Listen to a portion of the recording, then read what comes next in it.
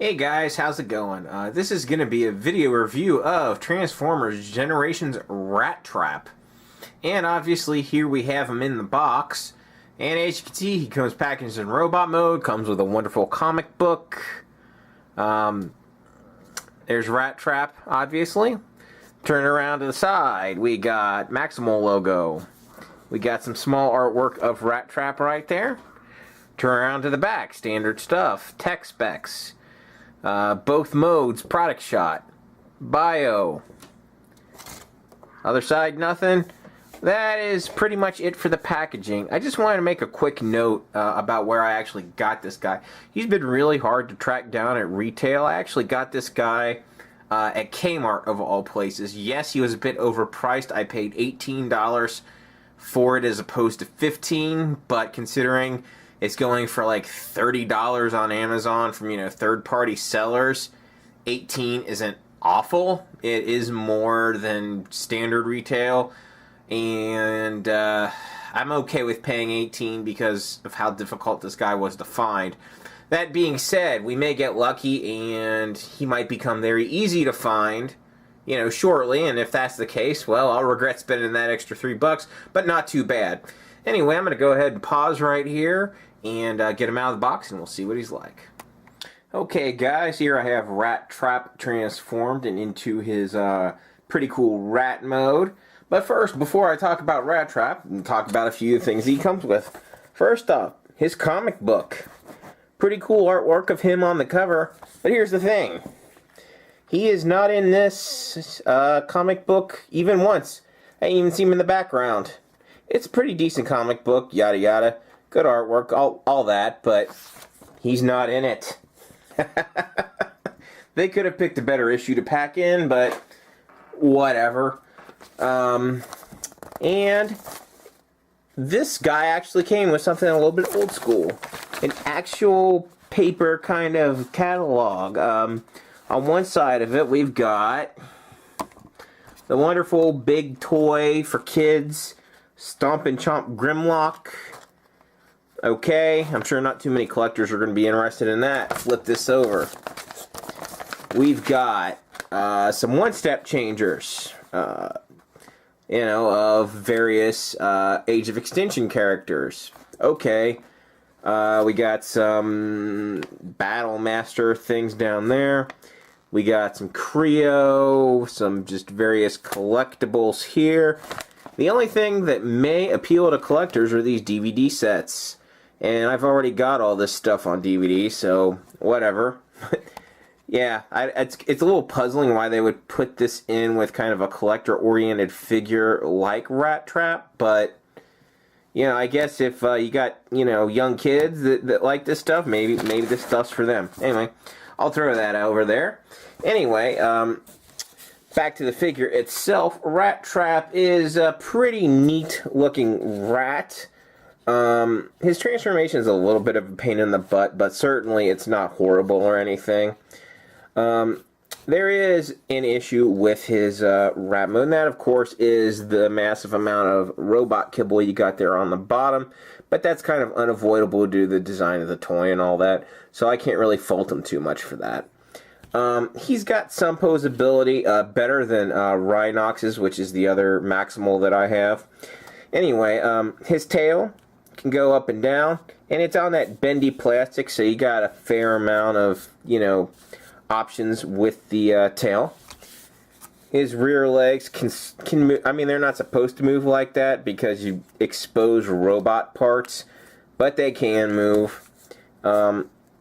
His feet, pivot up and down on the back. His front feet are on ball joints, but very tight. His front legs can rotate pretty good. And his head can chomp. I'm sorry, the mouth opens and closes, so, that's pretty neat, right?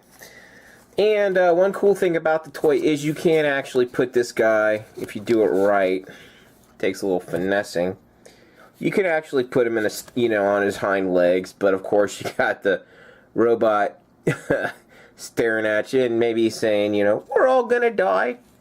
as Rattrap was, you know, apt to say. Yeah, that pretty much is going to sum up his beast mode. I will zoom in on him so you can see the details just a little bit better. I mean, he is well detailed and looks pretty good except for the robot kibble. And, you know, of course, the limited articulation. But overall, it is a solid beast mode. Anyway, that is going to wrap up his beast mode. I'll be back in a flash to go over his robot mode with you.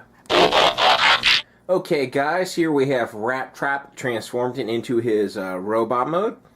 We'll just go ahead and get a few size comparisons out of the way first. Here he is next to Waspinator. Here he is next to Rhinox. And lastly, here he is next to his partner in crime, at least in the comics, Starscream. So there you go. At least that gives you a good idea of the size of the toy that you're looking at. And, yeah, so, nope, knocked him over. Not the toy's fault, that was entirely mine. So, I'm going to go ahead and zoom in on him so you can see him a lot better.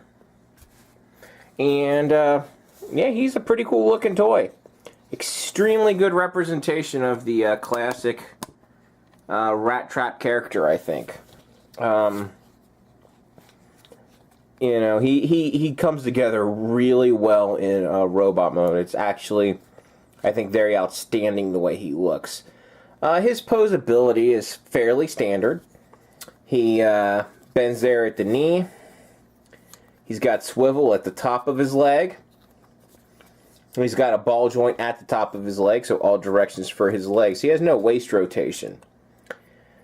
Unfortunately, no wrist rotation, which is a little unusual. He bends at the elbow. And he rotates at the elbow. His shoulder is on a ball joint, so pretty much all directions for his shoulders.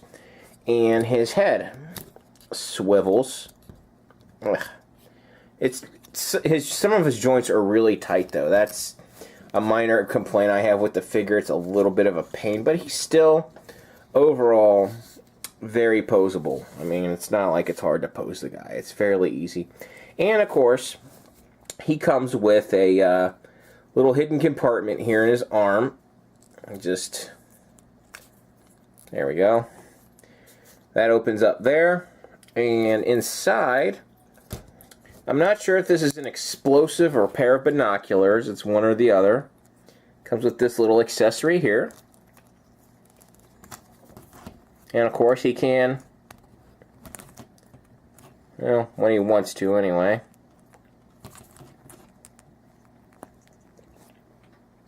There, he can hold it. And this guy does have really good light piping. His whole... He's tripping back on me there. There we go. Okay, there we go. He has exceedingly good light piping since his head is translucent, as you can see. Real neat. So, overall, I think this figure is exceedingly good. It's a great representation of the wonderful classics Beast War character, Rattrap.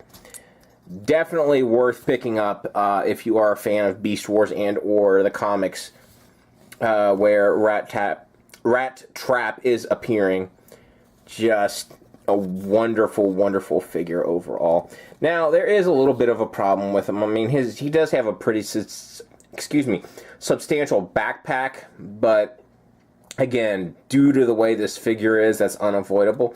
Plus, he actually looked that way on the show, too. So it's really not, to me, a big detriment to the figure. And, you know, he is just wonderful. Let me just go ahead and zoom in on his head here so you can really see the detail on his head, because I think that is just a wonderful head sculpt. And again, the overall detailing on this guy is really good. The paint apps look great. I mean, there's the right amount of paint apps. Oh, almost forgot to mention, he's got his little maximal symbols there on his forearms. That is really cool. Yeah, and they just did, in my opinion, a totally outstanding job with this guy overall. Yes, there are a few small flaws, but overall, yes, this guy is most definitely worth picking up. He's probably the best Rat Trap we're ever going to get, unless they release a masterpiece, which I don't see them doing that anytime, but this guy is really good, worth picking up, recommended 100%. Anyway, that pretty much wraps this whole thing up. I hope you enjoyed watching, and I'll see you next time.